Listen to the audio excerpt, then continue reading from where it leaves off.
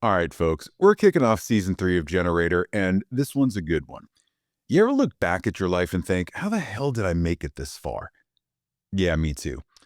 Well, it turns out my buddy Josh Cast and I have been thinking exactly the same thing. Close to 15 years ago, before I ever started Firelance Media or Stone Tree Creative, Josh and I met while we were taking a rifle class here in Maine.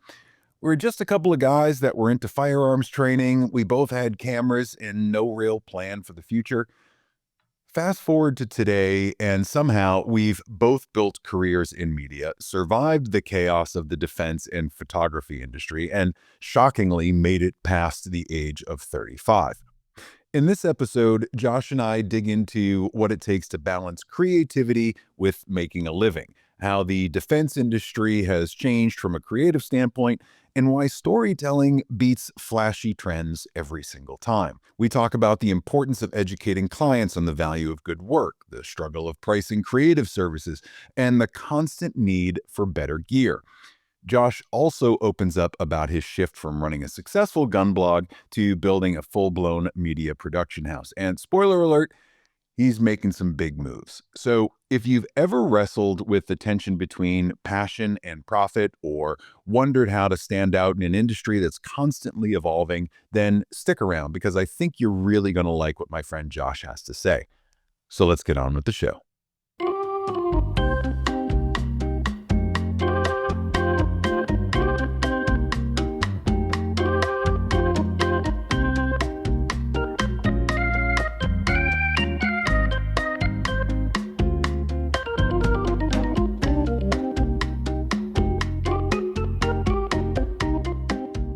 I was talking to our buddy Nick. We weren't supposed to live this long. We suck at having these these futures because we weren't supposed to live this long. I never expected this to be the case. I never thought that I'd cross that 50 threshold. Like the amount of junk that I've put in my body and the risky things that I've done my entire life, like there's no reason I should have made it this far. But here we are. Women are good at that. They're like, they plan for the future, and guys are like, I'm not supposed to live past 35. Right? James Dean didn't, Jimi Hendrix didn't, Kurt Cobain certainly didn't. All the cool ones, right? Right? All the cool ones. And then the nerds, exactly, just live forever. Figured it out. Got me thinking, like, as we were prepping for this, and I can't believe, like, I haven't had you on before, but the thing that I was thinking about was, like, when did we first meet, right? And we've kind of discussed this recently, too. It was at that weapon craft class where I was there. I had just started. So this must have been, like, what, 2012, 13, thereabouts-ish? A lot later, like maybe 2011. Maybe earlier than that? No, I think you're right, 2012, yeah. It was right around there. We'll each other for like 13 years. Yeah, only because I had just kind of lost my job not too long before that. And I was spending a lot of time on the range, and I was, bringing the cameras and whatnot. And then I saw you, and you were making a video at the same time. And I was like, this guy seems pretty cool. And then we just, for the last, 13 years, have kind of done the same thing, leveled up all along the way. And it's just been really cool to watch. So I'm glad that, now I've shifted over to yet another medium in podcasting, and I'm glad you're here. So one of the things that I really wanted to talk about was we're gonna go in a really disjointed way here, because I want to kind of do the whole Memento movie. We're gonna be present, and then we'll be in the past, and then we'll be in the future, and I'm gonna leave it to the listeners to figure out where we are in the story. Just do a Tarantino this thing. You were just in Vegas for SHOT Show. I'm going out for WPPI in about 3 weeks. I know you've been going out there for years. I've been going out there for years. How has your view of what you do, photo, video, design, social, relationships, all the things, how has that changed over the years for you? And then we're going to get into the backstory. But I just want to hear, fresh off your trip, how have things changed for you as you've gone to this, major conference year after year after year after year?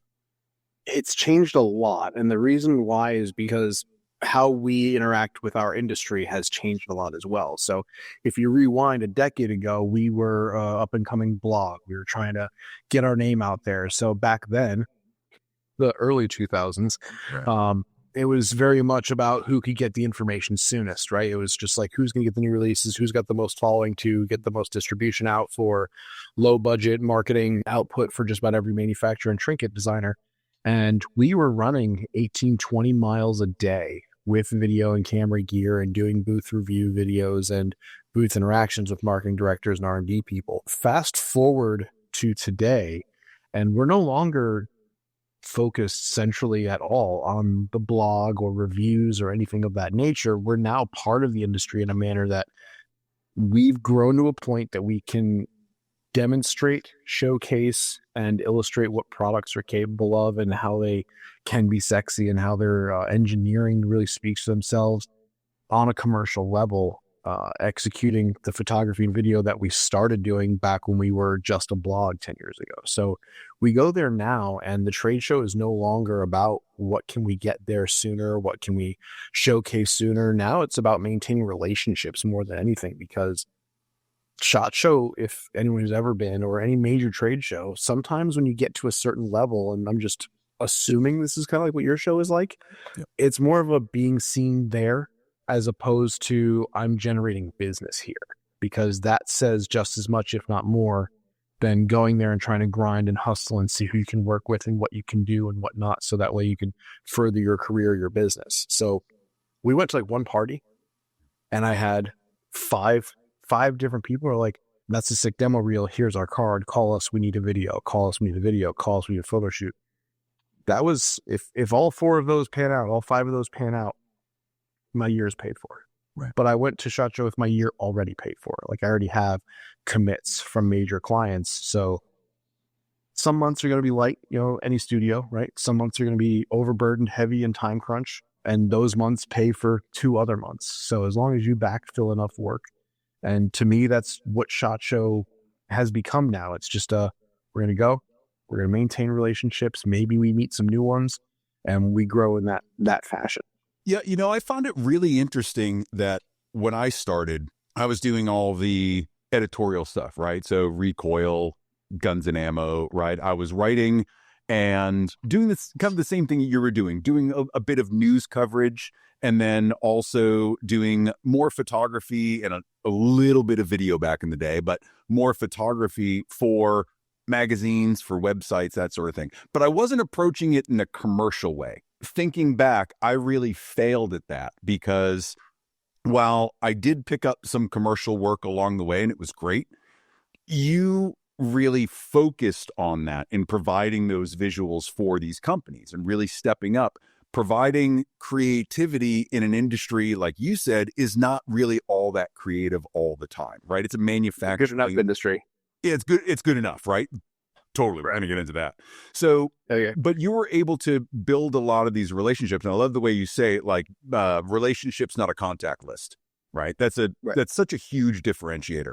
For me, I think back of all the years that I went and covered all this stuff, developed some of those relationships. And you're right, it does become Josh, Matt, they're seen there, and you get people coming up because there's always this change of the guard, right? The new people rise up and then they're replaced by other people and so on and so forth.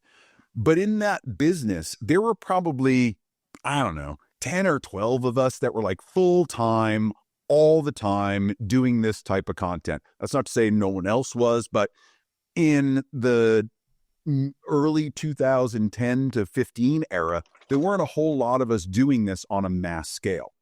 So it was, one, easy to get recognized, and two, easy to stand out amongst all the older stuff. Do you find that on that commercial side, right, where there are, yes, higher ticket invoices that you send out, but there's also a lot more complication that goes along with the job? Do you find that with the commercial work that you're doing more education of the client, or you're doing what they say? And the reason I ask that question is, in that industry specifically, it's a lot of small businesses. We're not talking Nike, Adidas, right? And you've got your Glocks and your Mossbergs, right? That are big companies, art departments, marketing departments. Most of them, though, are pretty small. They run a tight ship. Do you find that as you've built that experience over the years, that you're actually teaching them what commercial work is? That's a an amazingly insightful question. For those that don't know that follow Matt's blog, because I'm sure he doesn't cover this stuff all the time, the gun industry is not as big as people think it is based on popular media. There's probably 5 or 6 big players. The rest is literally sub 20 employee, sub 10 employee in some cases, hundreds of people that have real jobs. And how many times did you go around SHOT Show, be like, you got the wrong business card? And it was like, what the hell is Steve's, Steve's plumbing? It's like, well, that's my real job. Right. Because it's literally an industry of hobbyists, because it's so dang hard to run an actual firearms or weapons development or any kind of stuff like that. So you're dealing with a lot of mom and pop, and it's highly contradictory because you also have all these guys that are former war fighters, former command structure guys, guys that had a great idea and found a way for a buddy to machine it to make a prototype to drawings, to now, because my guy in CAG loves it, we have a cage code and we're, government contract, and it becomes a thing. Like, that, like with Theorem, for instance, like Theorem was never the way it was supposed to be. It was just knew a guy, got the right placement, and now it's a thing. But it's still, how many people are at that company? Less than 10? Yeah. Yeah. Right. And that's a big majority of it's a mom and pop business. So the one end, the mom and pop shop, you have to educate, and kind of the budgeting, which is something we should go over, is night and day for the rest of the world versus the aerospace defense industry, unless you get one of those big clients. You have to educate and help them understand what they're getting. Otherwise, you end up just being perceived as out of price, because, like we said, the good enough industry, I could just do that with my iPhone. Cool. Let me know how it goes. Like, at some point you have to be willing to give more than you're going to get. So that way down the road, you can start getting what you're worth. And it's a tough pill to swallow. The other side, you have the guy who killed people, so now I know how to run a business. That happens all the time. I mean, no disrespect for any of those warfighters that are actually watching this podcast, but it's one of those things where good leaders know when to put other people that are proficient in a certain area into a position to do their job and leave them the hell alone. And then there's other leaders that need to micromanage. There's a lot more of the micromanaging that happens more than the good leaders. I'm working with a couple of great companies. Ridgeline, as you know right now, their CEO, Alex, is a great guy, but he also is a guy who has a vision. He wants the right sausage, but he doesn't want to know how the sausage is made. So once you start getting your creative stuff going, oh, I can hook a camera up to this. We can run that. We'll run a drone over this. Here's the broad strokes. I want sausage. Here's the flavor of sausage. You go make the sausage. So he's a little bit of A and a little bit of B, but it's a great relationship. And that's kind of the dream client to have, right? Because as creatives, one of the hardest things is for us to say, all right, I've got an understanding of this company. I know the story that needs to be told. I've already got a vision for it. I'm going to incorporate their products and their mission and kind of all their ethos, but in a creatively new way, something that they might not be thinking. That's like the dream world for us. Then there are the companies that are just kind of like, I want to hire you because you're a monkey and you can press a button. We are going to tell you exactly, we have to see and say on the screen everything that is in our marketing materials. And it just winds up being a PowerPoint presentation that moves. And there's really no depth to it. So yeah, Alex from Ridgeline is great with that. And Andrew from Theorem is great with that. And it's great because they're the small business owners that get the power of creative work. I'd say 90%. And it's no different. We can talk about any industry.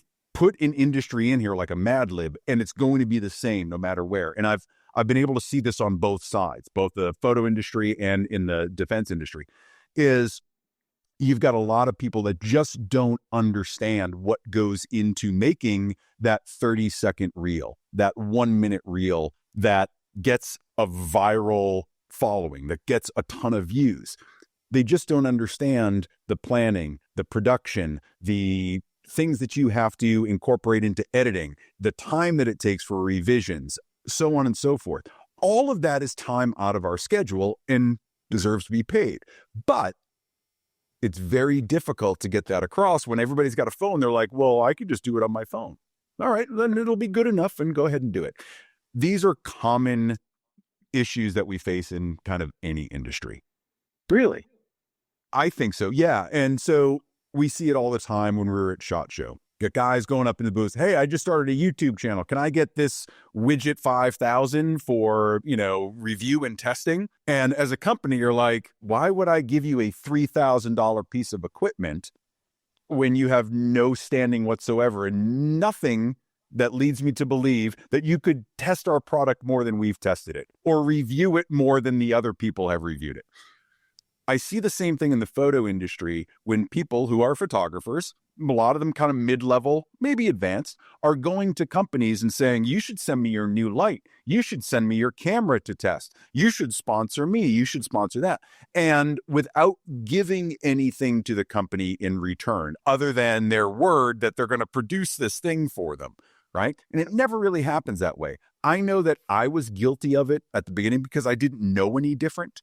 I hadn't started a business, and I was just like, what's the easiest way for me to get some of this stuff so I can start producing content? I don't fault people for going that, but I think it would be more advantageous to just understand you can't just walk into a store and be like, I really like this TV. Give me this TV, Best Buy, and I will go home and review it for you so you can tell me what you think. It happens the same in every industry. As creatives, we owe it to not only the people coming after us, but also the people that we're dealing with every day to understand what our capabilities are, what we can provide, what we can bring to the table, and what it can do for their company in the way that we do it, right? The way that I do things is much different than the way you do things. And a company might like your style more than my style. Perfectly fine. The thing, though, is that we both come at it and explain what we bring to the table. That sometimes takes years to develop that amount of experience. Let's go back in history a little bit. You've got graphic design experience. You've got consulting experience. You've got video, photo, right? Kind of a lot of this is self-taught. A lot of it was, school and whatnot. Tell me a little bit about that journey. Why don't you start like from the graphic design standpoint and how that started going from visual graphic design all the way through to, oh my God, now I'm running this company of all this creative work. Is there ever an A to B in life? What it boils down to is when I was in high school is just not for me. I knew enough to not drop out. I knew enough to graduate, but I also spent half my time playing pickup basketball. I would skip classes and go 3 towns over and play in the hood. I would come back and by the hood, for those of you who are asking, New Haven, Connecticut versus Branford, Connecticut. Like one is very, my son goes to Yale, and the other is, yo, where's my freaking rocks, bro? It's a very different world, and if you can exist in that world, like you get a little bit of credit. I had no plan senior year to go to college. I had no plan junior year to go to college. I didn't have the grades for it. I didn't even take the SATs. My mom is from a generation where, and I'm sure every Gen Xer out there understands, like, you have to go to college. You will never get a good job if you don't go to college. Meanwhile, I'm teaching my kids, hey, the garbage man makes more than dad. Just want you to know that when you're willing to do work that no one else is willing to do, you can charge whatever you want for it. He has got a boat and 2 houses. We got 2 houses? No, we rent a house. Daddy pays for your catching camp. That's about it. So mom said, here's a local college that specializes in art. Come to find out, it's actually very reputable, but we couldn't afford it. So I'm paying my own way. So I'm working 30, 40 hours a week. I'm doing graphic design school, everything from their prerequisites. You had to do watercolor. You had to do oil paint. You had to do drawing by hand. You had to take photography 1 and Pentax K1 100, K1000, black and white. You had to learn how to develop film in the late 1900s, And as the kids say, yeah, I know, right? As the kids say, oh, you're from the 1900s, right? I will smite you, child.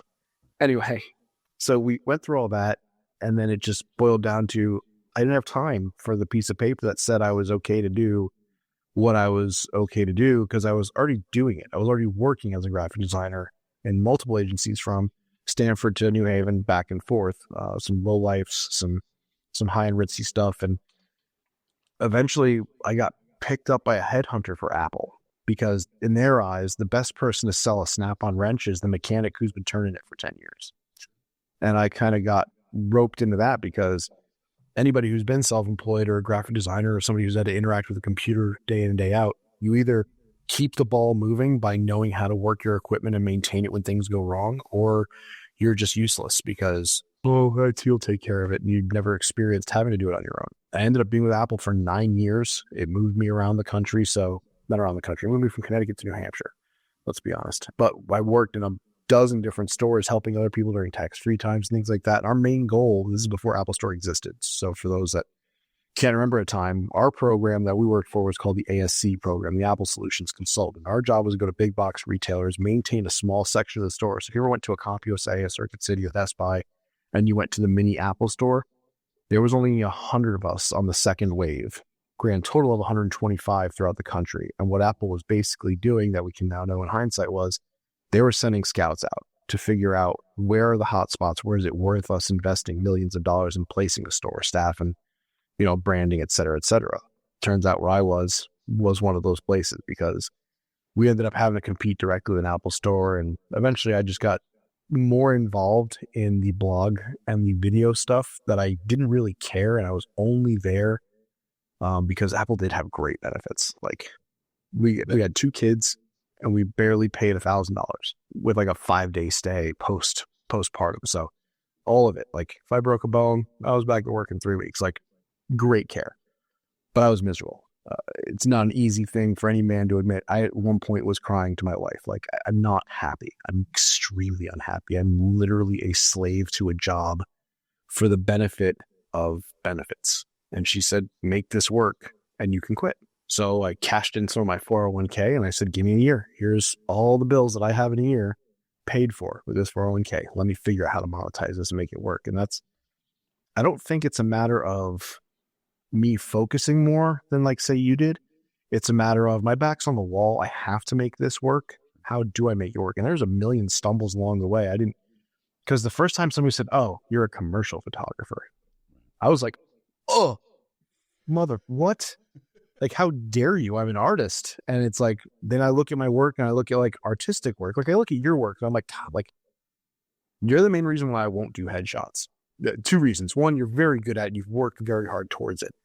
And 2, going back to that original shoot back at Weaponcraft, when you and I were comparing SD cards, essentially, you and I couldn't tell who shot what more than 75% of the time. So we shoot very similar in the actual act of doing it. So my fear is you've earned your spot.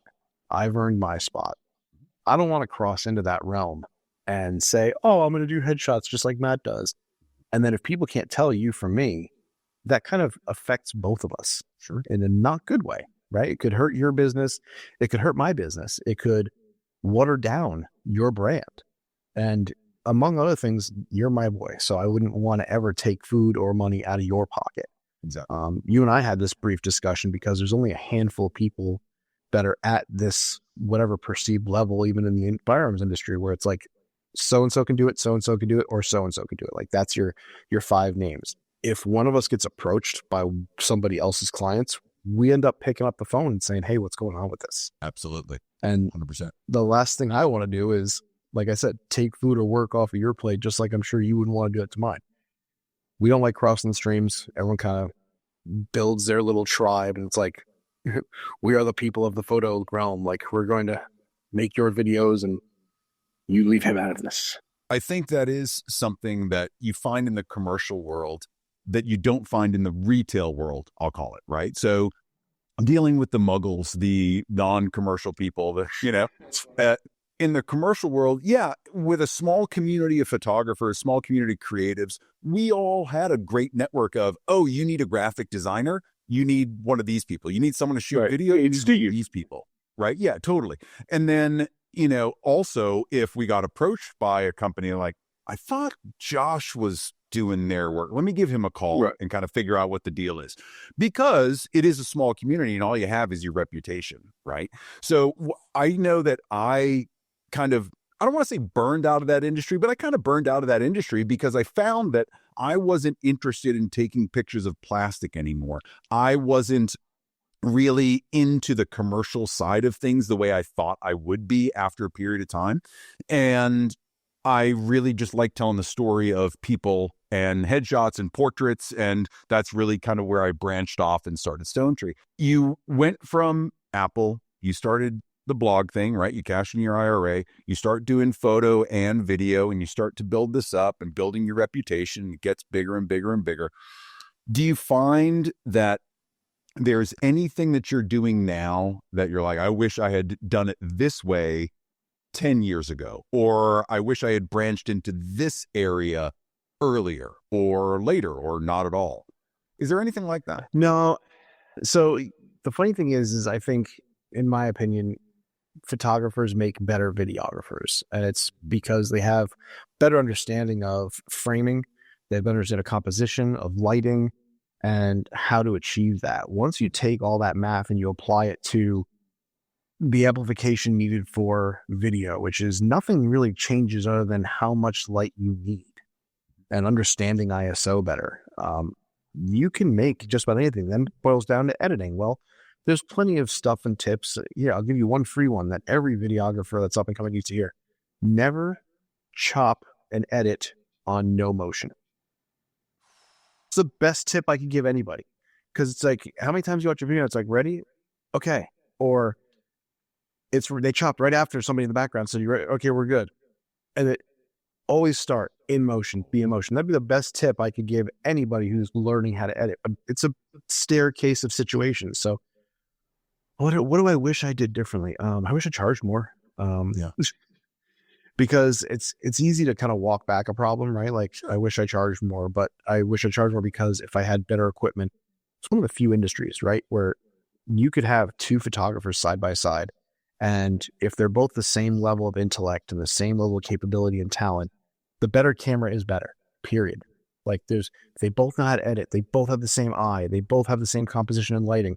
The better camera is better, period, end of sentence. A better camera will make somebody better.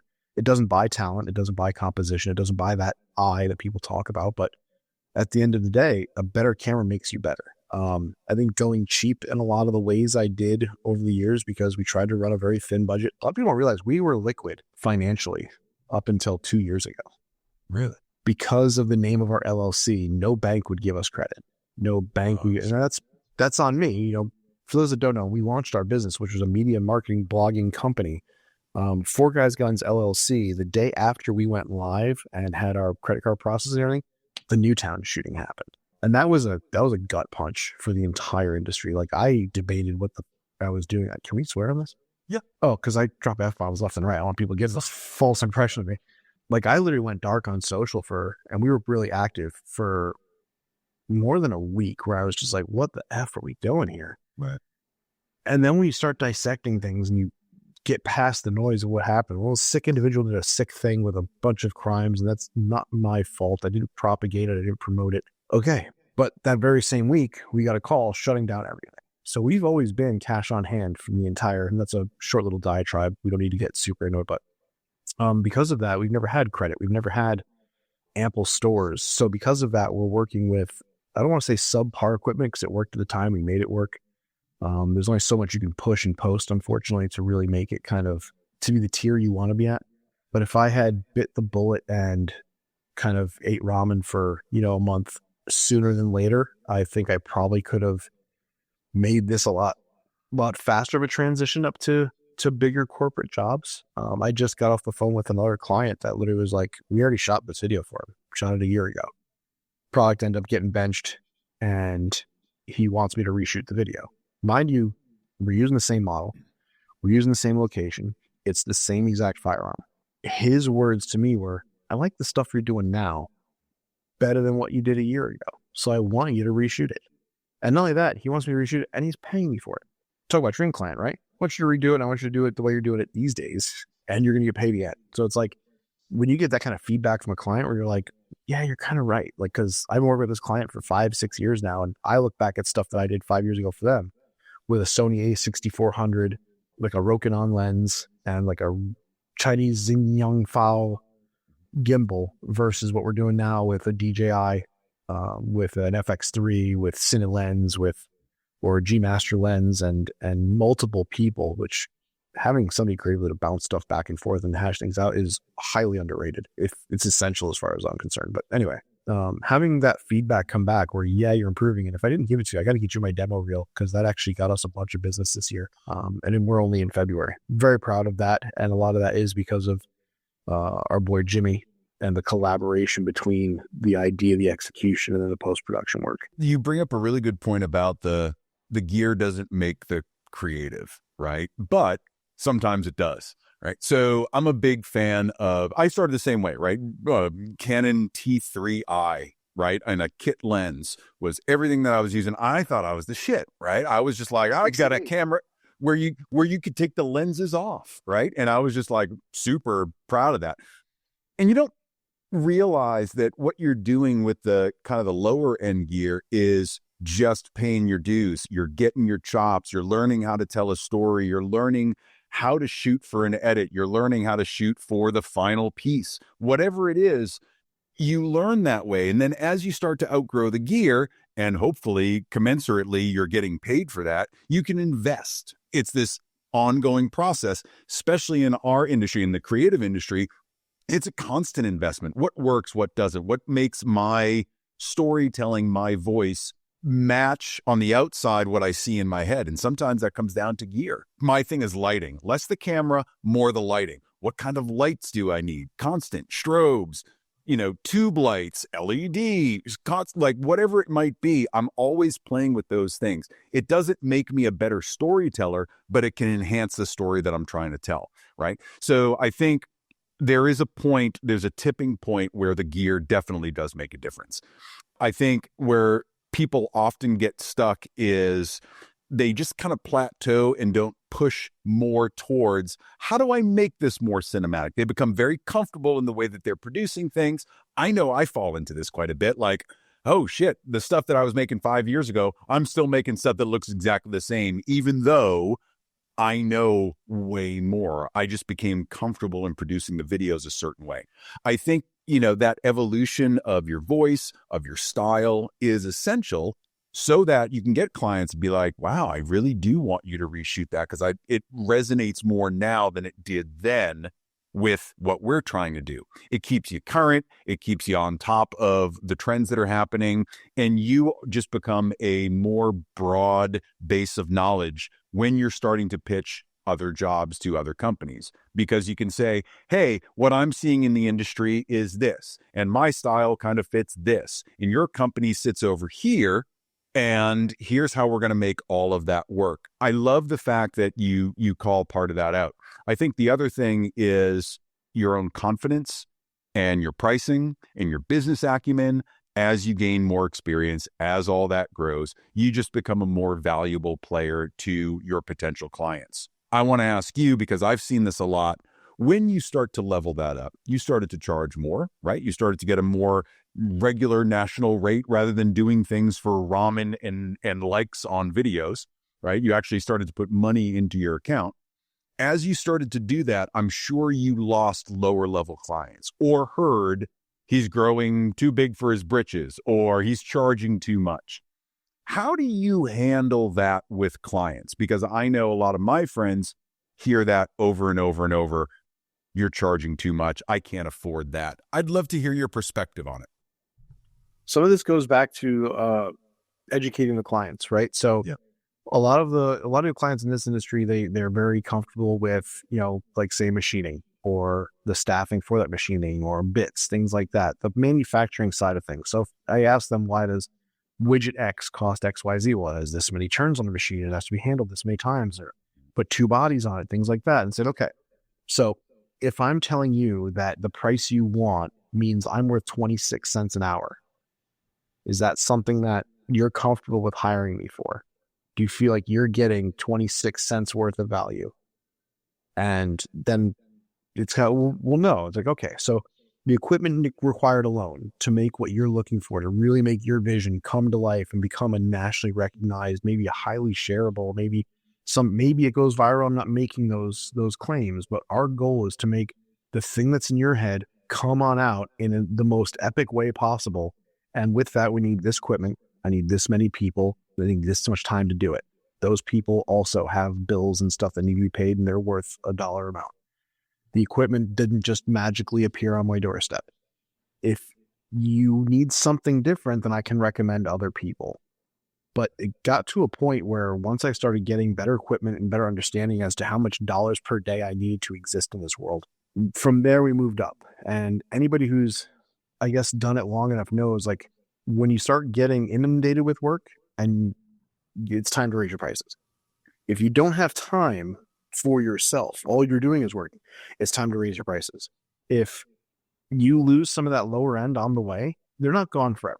Because I've had clients that this wasn't, like you said, too big for your britches.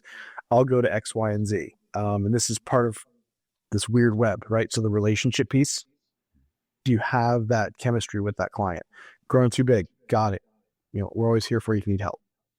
When they go and they try somebody they don't jive with, when they try somebody who doesn't listen to them or engage with them in a fashion that feels like they're getting that conversation to happen, eventually they bite the bullet and they come back. And when they do come back, they're very happy they did, because this industry I've found, you always have to give more than you're getting. And even if you feel like you're charging way more than you ever would have ever before in your life, as long as the client feels like they're getting more than they paid for and they're happy with the interaction and it was an easy transaction and you made every possible effort to make their life easier, it's never too much money. And now we were able to take a month off. We're trying to, as a team, we're trying to learn DaVinci Resolve. We could never do that if we were just constantly piecemealing, $1,000 jobs, $1,500 jobs to get $300 jobs, $500 here and there, and just bouncing all over, driving ourselves nuts. We've earned our way past the grind, and there's certain people I make the exception for, right? Just like any of us would, because you believe in them, you believe in their mission, you believe in their story, whatever the case may be, where you're like, I'm going to help you because I see where this could be. And that's a relationship, just like the guy who's 5 YouTube followers wants a $3,000 hardware. Every now and again, you find you're like, this kid's going somewhere. Like, let's go ahead and hitch our wagon up to that. It was definitely a thing where we started getting too busy and we weren't making enough money for the amount of labor we were putting out. And I said, no, I'm done. It boiled down to, I'm going to commit myself to this one client for 3 days plus 5 days of post-production work on just this shoot. Here's how much I need to just make sure you're my only focus. And half of it's a crapshoot where you're just like, I'm going to throw this number out. I'm going to see what happens. And then when they go, yes, you go, I didn't charge enough. Damn it. Yeah, and you have to be good with that, right? So the parallel in the portrait photography world is mini sessions, right? There's so many photographers that don't have the value of themselves and what they're creating and have done a less than stellar job explaining the value of their work to their clients. Therefore, their clients view it as a commodity, something cheap you can get anywhere. And they haven't differentiated themselves on value. So they feel like they can only do these $75, $100 mini sessions, and they have to do 15 of them in a weekend in order to make it a profitable weekend. Rather than saying, okay, what does it really take to run my business? What are my numbers? How much do I need to live? How much do I want to get paid? Do I want to pay for benefits? Do I want to have gas in the car, right? What are the extra things? And pay my taxes and do all the things related to a business. If you're going to make it a business, you have to know your numbers like that. And I find that a lot of folks that are just starting out don't know their numbers, and that's perfectly fine. It's something you learn.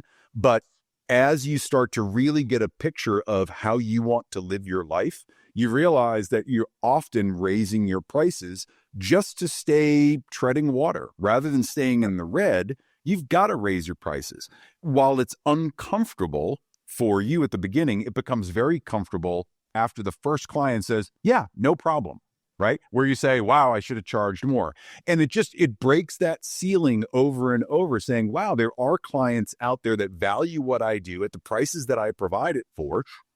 And therefore, what would lead me to believe there aren't other clients out there like that? Now, it might not be everybody's going to pay you $100,000 for a 1-hour session, but you might find one or two of those clients out there, right?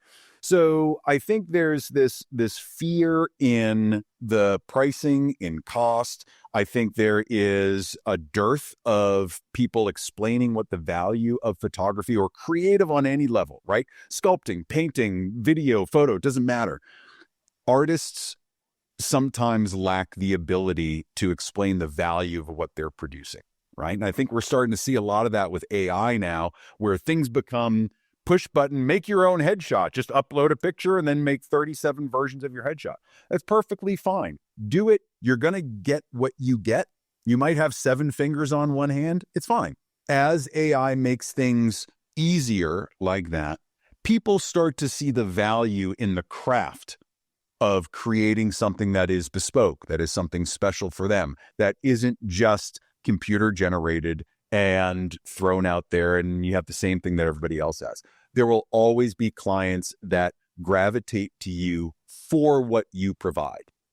So as you've gone through this past decade plus of working in the defense industry, getting better at everything that you do, where do you find that the craft is insofar as how the customers are viewing it, clients are viewing it? Are they starting to see on a mass scale a lot more goes into this as everyone tries to build their own TikTok and YouTube channel? They're now starting to realize, oh shit, there's a lot more that goes into this than we thought. Do you find that the craft is changing? Do you find that people are becoming more aware of what it takes? Or do you find that you're still starting from scratch with a lot of folks that think it's just pressing a button and go? I think it's D, all of the above. But before we get into that, I want to touch back on something you had said. One of the things I had submitted to you, and by the way, way to knock out the professionalism and make me feel like an absolute schmuck when it comes to the podcast. So for those of you that don't know, if you're going to sign up to be on Matt's, the professionalism from start to finish, I've known Matt. I've borderline seen Matt naked. What it boils down to is Matt has like this onboarding. He has this follow-up. You feel warm and fuzzy about it. And you're just like, great. So I fill out this form and I'm like, God, this CRM and all this other stuff, like I'm not even doing this. And I feel like a schmuck. So one of the things I'd written in this form of utter professionalism that is Matt is how much is a frog's jump worth?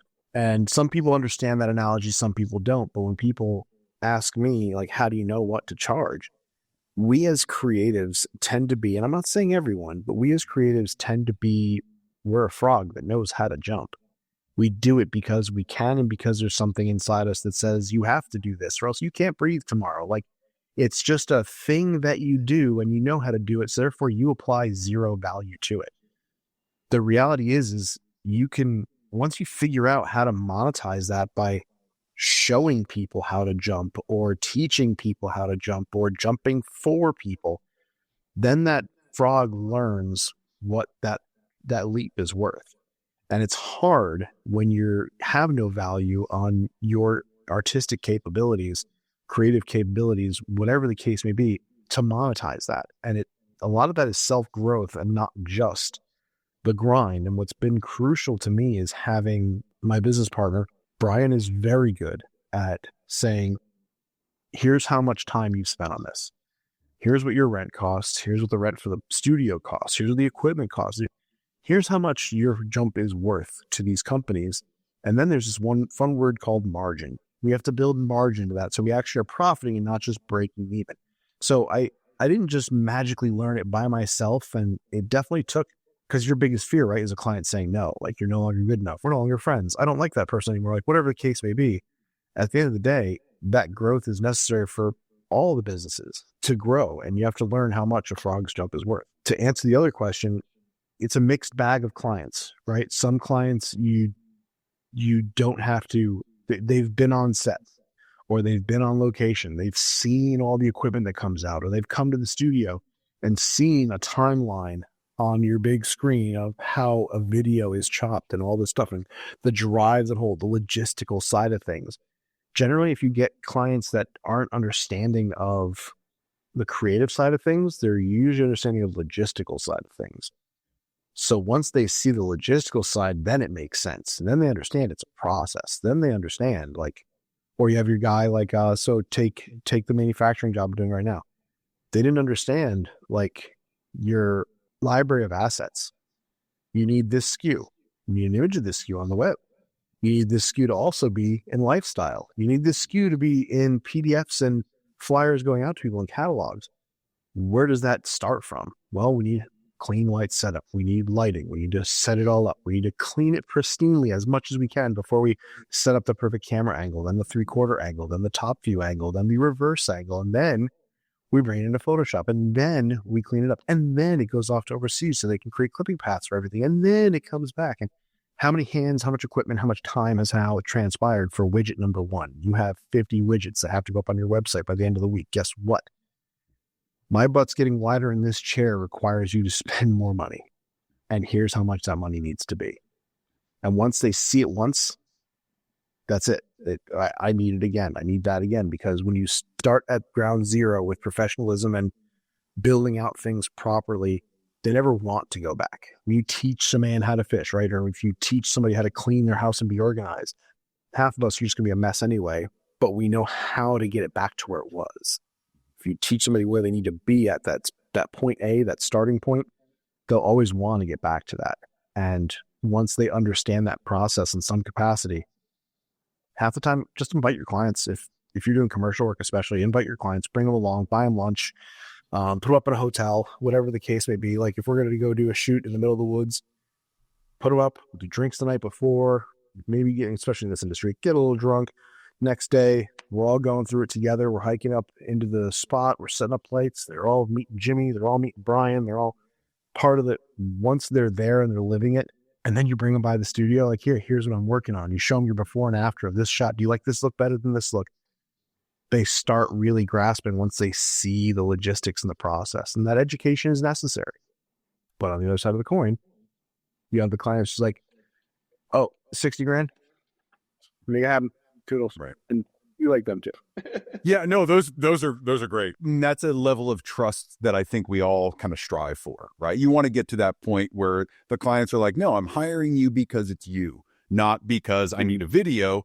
I need a video, but I'm hiring you because you're the artist that's going to bring my vision to life. That's the dream. That's where you want to get to, right? The same way that if a portrait client comes to me and says, just do what you do, and I have to look them in the eye and say, all right, it might get weird, but I'm going to do what I do. And they're like, cool. And whatever you show them, they're not like, well, I wish it was a little different. They say, cool, I have a Stone Tree original, whatever it might be. I love those clients. But I think the education part, like where we started this conversation, like what you were just talking about, the more that we can educate the folks that are hiring us on what our process is, on how we make the sausage, then it just allows them to understand more about why it might take longer, why it might cost a lot. But it also, has those ripples in the pond where they start to talk to their friends, be like, well, you need to hire this guy. He's expensive, but here's what's going to go into it. And he's going to hold your hand the entire way. Right. And that's what I love. Rather than being like, he's going to give you pictures, but he's expensive. I'd rather it be like, he's expensive, but he's going to give you the best pictures you've ever seen. Right. Because it's at that point that they understand the value. As we talk about this, one thing that I never really saw, and maybe you guys are doing this. I know I saw your demo reel, bananas, right? It's really cool to see your demo reel now versus where we were 12 years ago and what would have standing on a berm, dodging bullets from idiots that don't know how to unholster a gun. Yeah. Right. This is the safest thing I've ever done. This is completely normal. And I'm glad I'm doing this for exposure. I look at the defense industry versus the portrait industry. In the portrait world, a lot of photographers and videographers are trying to become their own content marketers. We're trying to put ourselves out there in order to differentiate. And I never really saw a whole lot of that in the defense industry. Like I said, with your demo reel, that's great, but it's not necessarily the same as like a behind the scenes or here's how I make the sausage. You're like, here, look at my amazing sausage. And there's the quote of the entire day. Here, look at my amazing sausage. But I think, in a lot of other industries, you don't see the artists promoting themselves as artists. They're just saying, hey, look at the video that I made for this company or that company. And it's not giving the potential clients any insight to how they work. Is this a good fit for us? Does it make sense for us to hire this person? Are you doing any of that, or do you see any of that? Maybe I'm just blind to it. Do you see any of that kind of behind the scenes stuff? Jimmy fights for this at least once a month. He wants BTS stuff. He wants to show how the sausage is made. And to me, I don't mean to, shit on anybody for doing it. It's just not, I think, who I am. I think I've gotten very comfortable at being the guy behind the glass. You asked for a headshot, and I had to find I think that's like my Facebook profile picture. I was like, how often when you're behind the glass do you get pictures of you? You're fortunate. You're surrounded by peers that do what you do, and you get these amazing, like some of your portraits is just like, oh, like, okay, GQ, calm down. Um, like I've never seen a prettier man in the North Mead. When I get a picture of me that looks cool, I'm like, God, like, cool, man. Like that, thank you. Like I'm genuinely appreciative of that stuff. I don't want a client to hire me because they think I have funny jokes or, I make the faces or like Ed, when he hired me back at Wilcox, there was a second shoot we did and it was a good 3-4 hours in. And he's like, you're not making the noises. I'm like, we're in a dark cave, sir, in the middle of nowhere. What noises do you want me to make? And all the 19th group guys are like, what the hell is going on? Like we're used to some like stuff, but this is all. And he was like, no, like you know how Ed is. Like he's like, you usually when like you see something you like you start like talking and making like these comments and noises behind the camera. I'm like, I do? Like I didn't know that. Yeah. I don't want the client that's hiring me for the noises and the amusement. That's what a YouTube channel is for. Yeah. I want to put our best. I want you to see your company on that screen, your product on that screen. I want you to envision that with this demo reel, that could have been mine. Right. This style, this color, this motion. We just watched a demo reel the other day. It was really, really well done. But the problem is like that little bit of introvert that wants to, or extrovert that's stuck inside of introvert's body, I guess, when it comes to some filmmakers, they include themselves in their demo reel. And I was like, that's in bad taste. Right. I'm not getting a demo reel to see you lounging on the couch. Great composition, love it. But the fact that you had to throw your little logo on your glasses and give it a little wink to the camera midstream, not even like end of it, logo, black fade out. Like, no, like you're part of it. That either tells me that you can't get models, don't know how to get models, don't know how to direct models, or that just wasn't a value to you for your own brand. I don't need to sell me. I need to sell what I can put out because the rest is like we talked about, relationships, not contacts. If we meet, because you're hired, go do this. And then we meet and you're like, I hate this guy. That's not how this works. Even in your industry, you sit down, you talk to the people, you talk about pricing and requirements and your shot list and things like that. So that's where that decision is made, not whether or not me or the BTS or any of that is included in my demo reel. And that's just my opinion. I would like to have the curtain up as the Wizard of Oz, and you don't look behind the curtain. I got it from here. If you want to come by and look behind the curtain while we're working on your thing, by all means, I'll show you how the sausage is made. You can come look at my amazing sausage. But the way I look at it is the work should be what you're looking for, not the actual personality. The personality is what you state. Yeah, I agree. I think it's all contextual. Where I always start is it's not about you. It's not about you as the artist, unless it is. So what I try to do, right, is I like to say, all right, this is going to be a BTS video of me so you can see me working and how I interact with people. But if I'm making a demo reel, I want it to be the best work for my clients. I don't want to insert myself in that. And I think just understanding that it's not about you all the time, but sometimes it can be, is that balance that you have to walk, right? Because I think when I'm able to put out behind the scenes, I did one recently of like a headshot thing that I did for corporate folks. And it was good because I get to show other companies, hey, here's how relaxed I am. But when I go on my website, I'm not necessarily posting that. I'm posting the headshots from the company because I want people to see the end product of what I was able to do with that. So I think, it's a conscious approach to how much are we marketing the work that we do for our clients and how much are we marketing ourselves to try to get new clients that will be the right fit. The last thing that I want to do is have someone hire me and then realize it's not a good fit, which is why you do all the consultations. You build the relationships up front so that you can head it off at the pass and say, you know what, I don't think this is going to work, but I know a guy that would be a great fit for you. And let me refer you and give you his information. Hell, I'll set up the call if you want that. But I don't think we're seeing things eye to eye. I think it's important just to keep that little bit of ego in check. and say, you know what, I'm not the right person for everybody. I'm not going to give you the best headshots if we are not connecting at any level. And that's one thing that I've Mhm. always seen you do really, really well is connect with people, building those relationships, right? You got the rhythm with the tism, right? You are all out there and you are able to build these relationships really quickly.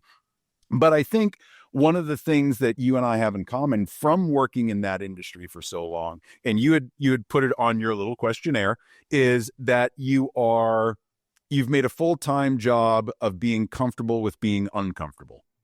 And I think Mhm. that sums up a lot of what we do as artists. So I'd like you to talk about that a little bit because it's not just the positions that we're in on a range or in a shoot house or that we're around, the guys that we're around and in close quarters, but that goes to so many levels that as a small business owner, you just have to be comfortable constantly being uncomfortable.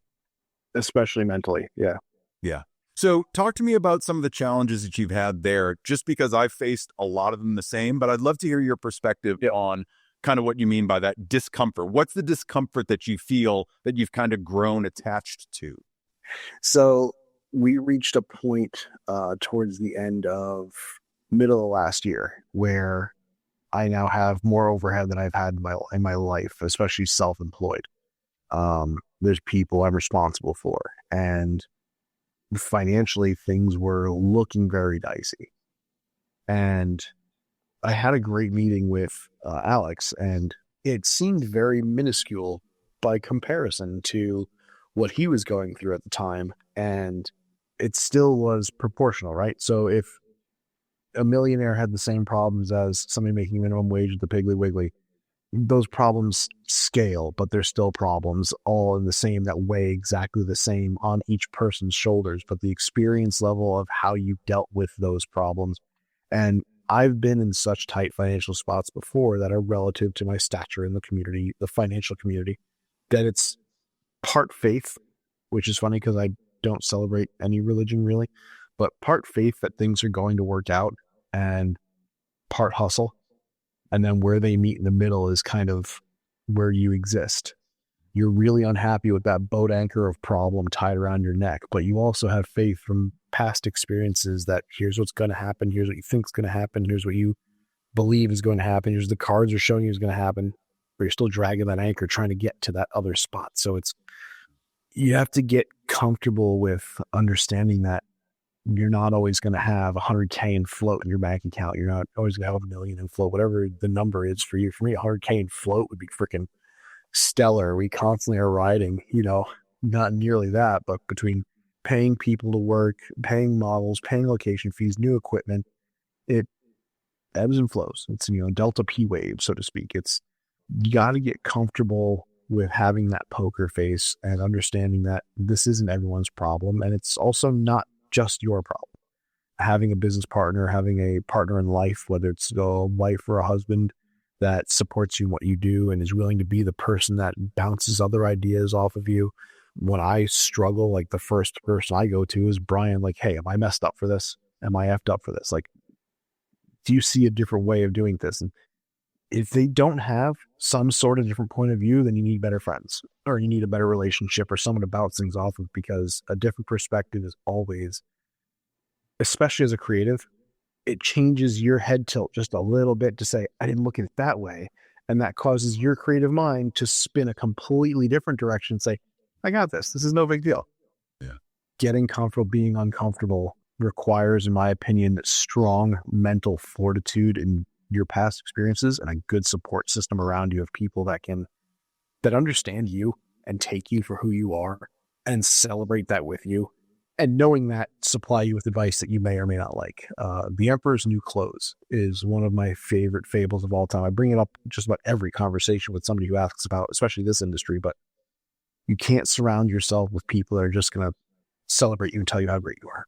And every decision you make is right and correct. That's what children are for. And even then, they're still going to hate you after 13 years anyway. So get somebody that's willing to tell you no, that you still are comfortable with closing your eyes next to at night. Like get yourself a work wife or work husband, whatever the case may be. Collaboration is just such a key to not just creative work, but mental health.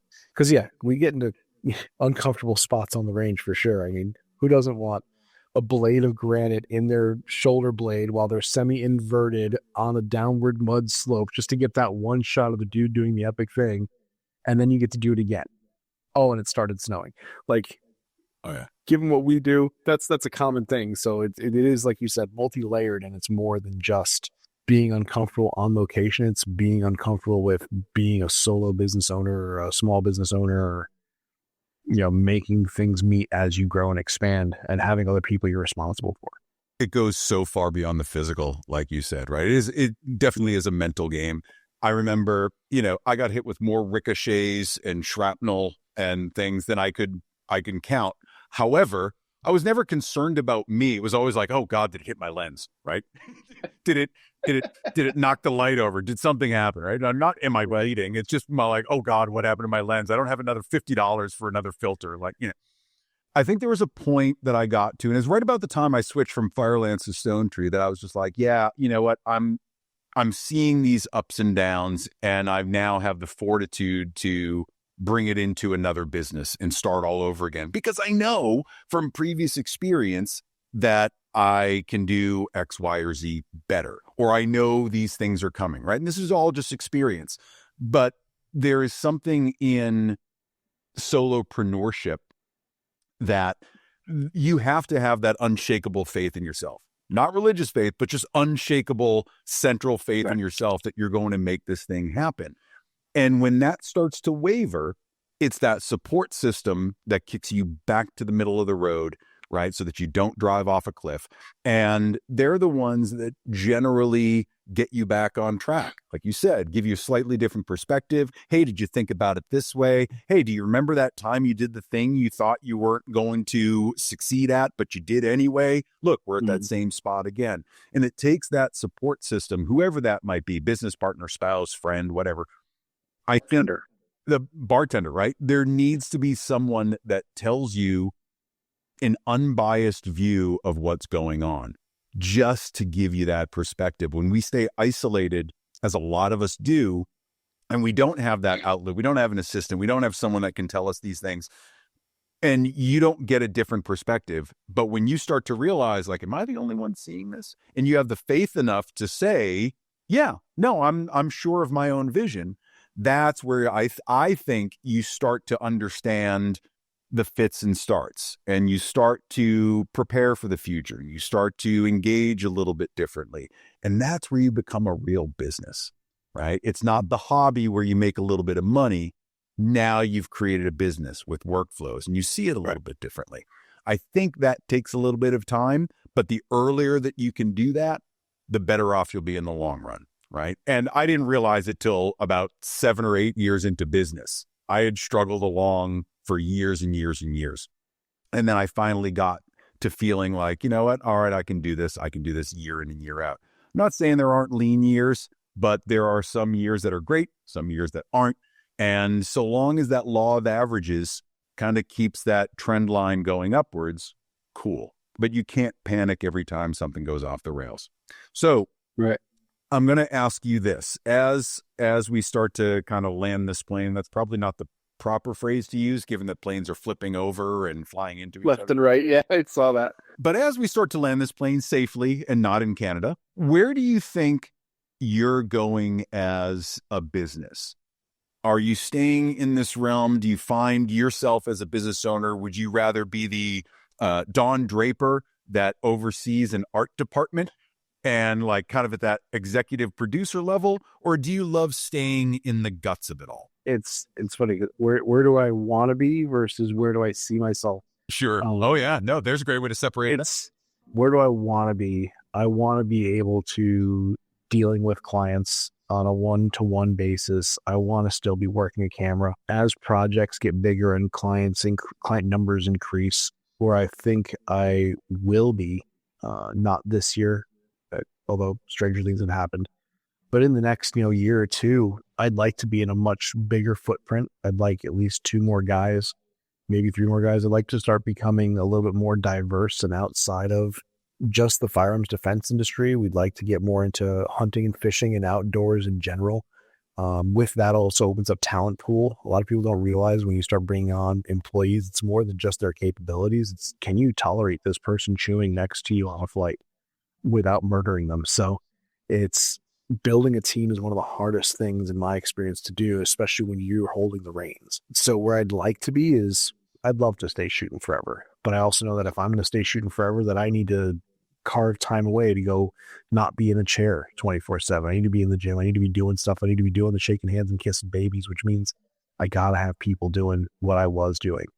I would love for this to be like a full blown media house where we had, several staff members that were collaborative working together across multiple projects, and, have an Xbox in the corner and a pool table, and, have the cool MTV Cribs hangout just to keep creative juices flowing. But I honestly don't know, because twice in the past 6 years have been approached about being bought out, which inevitably includes, me. But that, Yeah. do you want to step away from being your own boss to reporting back to somebody else?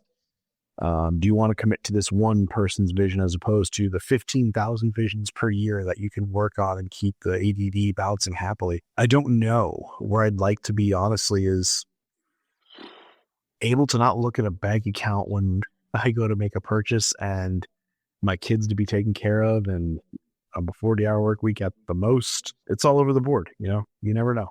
It's not a question where there is a definitive answer. God knows I've gone from bouncing in bars to owning a photo studio and literally every job in between, right? So, and I never thought back when I was corporate that I'd be doing what I'm doing now. And I'm sure that in another 10 years, I'll be doing something. And I look back and I'm like, wow, I never thought I'd be doing this thing over here.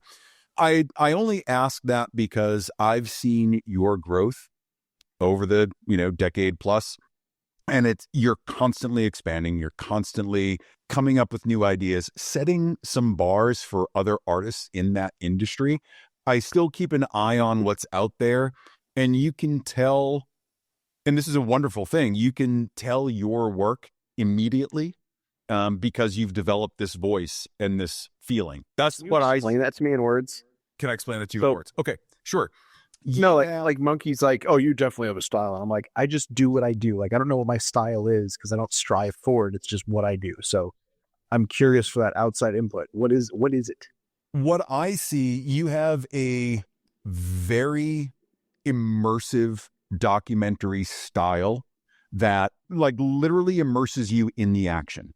You feel like you are right there. A lot of times I'll watch a video and be like, well, it's a well-produced video and they've got, all the cool shots and they've got FPV drones and they've got all this kind of cool stuff, but it's soulless, right? What I see with you is you create an immersion for the viewer where they are on the range, they are in the helicopter. They understand that this isn't about see and say, look at this cool widget, and we're going to show you 900 pictures of this widget.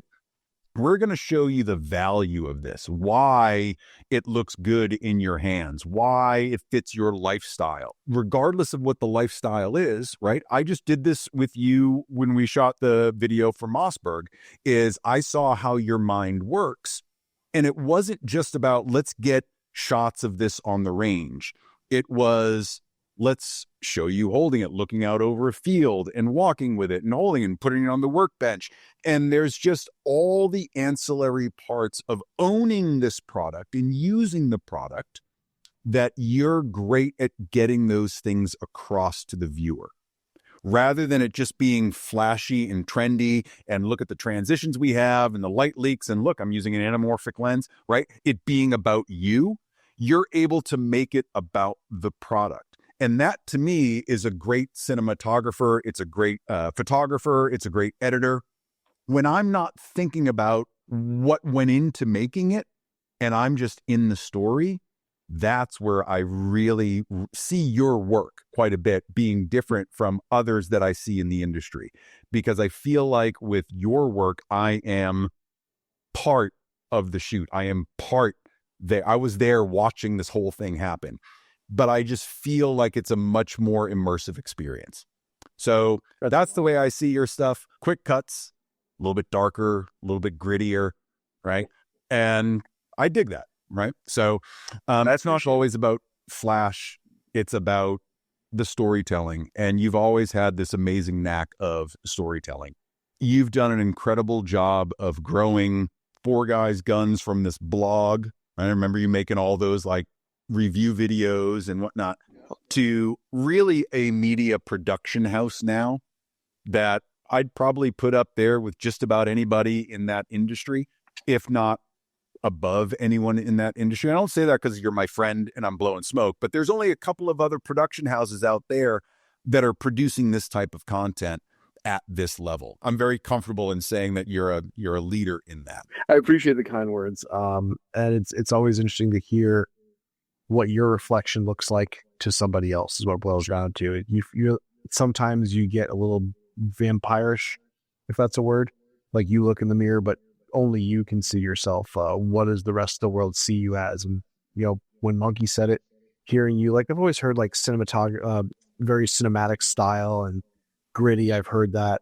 My biggest fear when finding out that I had a style was feeling like I was in the beginnings of being pigeonholed. So that's one of the main reasons why we wanted to kind of branch out. Like I did videos for like this retired lawyer, and we did some fitness stuff for another small gym in the area, just to prove that we're not a one style. Like we can be Mighty Morphin Power Rangers when it comes to whatever you need to be a true design house. But the more we dive into like this industry, the more I'm seeing it's like, damn, like I'm looking at this picture on my desktop right now. It's all behind the camera and it's the dude in quad tubes like coming through the door. Yeah. And you're just like, as you're describing, I'm like, shit, he's right. Shit, he's right. Shit, he's right. And I took that picture freaking 6 years ago. So it's just like, God damn it. Like, this is the guy I am. I get it. Don't misunderstand me, right? So voices are voices for a reason, right? Every great artist, you kind of look at them, you know a dolly when you see it. You know certain artists, like I can recognize Peter Lindbergh, Helmut Newton, Ellen von Unwerth, like all of these great photographers, Annie Leibovitz, you just know it when you see it. Yeah. And the same thing, it's not a good or bad thing. I like it for the fact that you've produced so much work that there is a style there, just shows like, hey, this is my voice. I can also do the things on this side in the gym or at a dentist office or a lawyer's office. But you know so much about that industry, you live it, it's part of your lifestyle, that it's easier for you to get the nuance. And I think that's a thing that a lot of cinematographers or photographers don't understand. Part of the story is truly understanding the depth of the product that you're using. So I could certainly sell this pair of glasses, but I'm not an optometrist, right? I'm not going to know the real details to dig into. And you're able to do that. I think having that voice is a good thing, but not saying that that's my only voice. You have to be able to expand and experiment and fail and do all these types of projects to figure out what it is that you're really trying to say with whatever art you're producing. I see you as defining part of that market in that industry based on all the work that you've done. So my mother, the New York liberal Jewish woman, says, why don't you just take pictures of kids? Why don't you take pictures of landscapes? Why don't you take pictures of bikes? You used to be into mountain bikes. Right. And it's not a choice. It's almost like, sorry, mom, guy. Like this is where my brain locked in. Like I don't feel like I had a choice in the matter. It's the moment I put camera to gun and it was like, oh man, if you're trying to tell me that there's a difference between a SIG 320 and a Glock 19, yeah, subtle differences, whatever. But when you start breaking down the actual little details, how things work and what those two companies' viewpoints on how they see their product being used, that's where things start like getting your brain wrapped around. You're like, I can get behind this one. I can't get behind that one. Yep. And I'm into it. And I want to go take a video of that. I want to do photography with that. It wasn't I'm going to be a gun photographer for, that wasn't my choice. This is where I ended up because that's where I clicked in. And you do, I mean, let me tell you, if I ever decide that I want headshots, I'm coming to Matt Stagliano in Stone Tree. Well, we should have done that when you were out here. So I'm not. No, I got to drop like 60 pounds again. Like then that'll come up there, so I could get my turtleneck and gray and black beard on. Then we'll see what's up. we'll turn you into me. It'll be great. Anyways, Steve Jobs, little muck. The Steve Jobs, right? This is just, it's hiding turkey neck is what it is. FGG Media, is that where you're at these days? Or do you have another site that people can go check out to see Deso Wheels and part of this? We're currently under construction is the political answer. So 4guysguns.com and 4guysguns on YouTube, all spelled out, still exists. It always will exist. We are currently working on getting our old, which was blacksite.fgmedia.com, I think. Hopefully it's in the show notes. Like that hasn't been updated in like 2 years, but the new demo reel, some newer photography, clients we've worked with, which I hate doing, but it's one of those things where it's when you're dealing with new clients, if you're doing like a cold call type situation where it's like, oh yeah, we do that, versus, it's like Hitch, right? If your clients introduce you to your new clients over and over again, like you can always get a pretty decent baseline as the type of character, personality, and company you're going to deal with. But inevitably in business, you're going to have to at some point do some cold calling or cold selling or elevator pitching, or you're going to hand your card to a person who seemed interested at the time. They need to be able to see that you're not just some schmuck and you have a camera. I have a 660D and a kit lens, and I got this Baofeng Xingtao strobe with a cover on the top. I can do your wedding. They want to see. So we have a portfolio site. It has our clients we've worked with in the past. But we're literally in the middle of transitioning from old webmaster to new webmaster, and we're gonna have him reconfigure everything, and it'll be fggmedia.com, which right now will bring you, I think, to our new old blog site. Well, yeah, that'll all be in the show notes. So just look for the links here and you'll be able to check out all of Josh's work.